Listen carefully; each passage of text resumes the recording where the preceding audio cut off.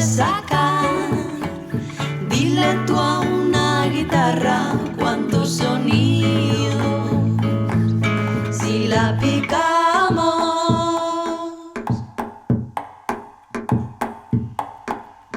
O si tocamos la cuerda gorda, hacemos un bajo.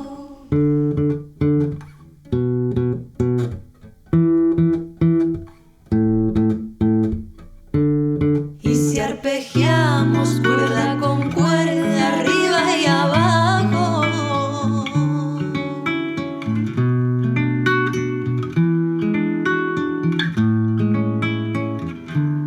O si frotamos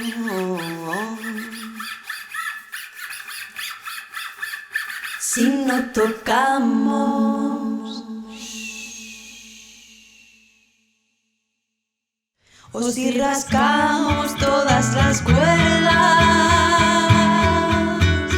Dile tú a una guitarra cuántos sonidos le puedes sacar. Dile tú a una guitarra cuántos sonidos. Y si ahora juntamos estos sonidos, ¿qué pasará? Pues que esta canción hará sonar. Si la picamos,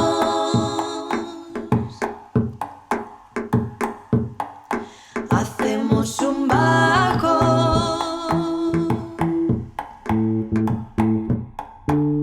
O la arpegiamos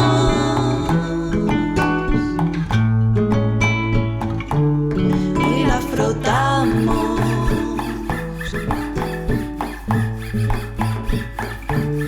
O si rasgamos todas las cuerdas. Dile tú a una guitarra cuántos sonidos ya sabes tocar. Dile tú a